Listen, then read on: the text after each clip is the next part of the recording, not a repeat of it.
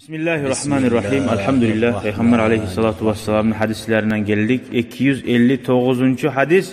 Bu hadis anlata bizge Peygamber aleyhissalatu vesselam gelecekte cehennemde kimler olacak, cennette kimler olacağını görüp ayta tura. Men gördüm ne? Allah var görsetken geleceğin. Ahiretka bari gelgenleri var mı deyçi? Var deybiz. Kim var? Peygamberimiz aleyhissalatu vesselam Allahu Teala görsetken barzan. Şu aytsa şu bari gelgen bulmayın da. Allah görsetti dey turar. Umtu dey.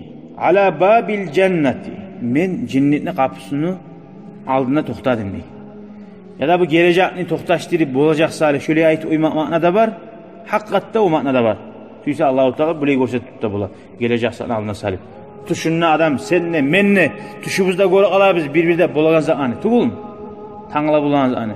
Allah-u Teala görsetti oya bir avladı. Peygamberga sallallahu aleyhi ve sellem görsetme bulmayın mı? Cennette cehennemden ne bulagayın? Hakikatte de görsetip bula. Tuşunda görsetip bulagan o da Allah-u Teala tugul mu?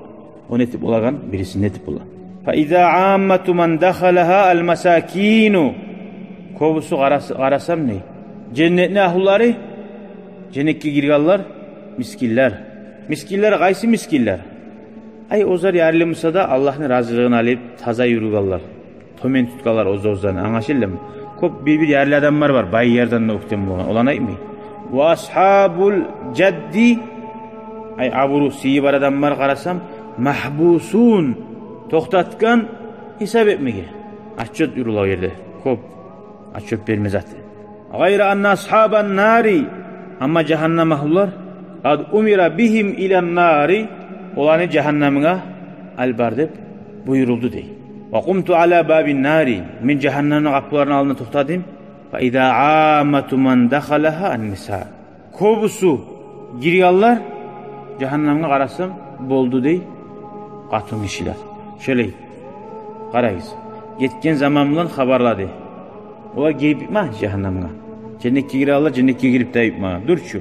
Tek gelecek saatini kartinasın Allah-u Teala Peygamber aleyhissalatu vesselam'a görsetti. Bundan anlaşıla geleceğini aytan zatları Peygamber aleyhissalatu vesselam az mı?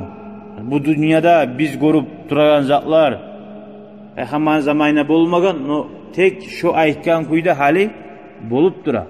Bak bugün de gelmegene hiç. Bunda gelgen adam yok hiç. Gelmegene hiç Peygamber bu zamanda. Bugün bolup duran zaman aytıp dura var mı? Tugul mu? Ahiretka bari gelgen adam var mı diye. Ya bugünge gelime geledi hiç Peygamber aytıp dura bugün bolup duran zaman. İnanmayımsan, başını tamına or deysin. Allah bege hakkını işletme suymuyumsan, har zatını uruşturup la yanfa'u malun ve la banun kıyamet gün o sen aytagan uzurlar malinna ve yaşlarına biri de fayda vermeyecek. Yaxşı amal etmesen. Katun işler degen zamanla ne katun işlerdir?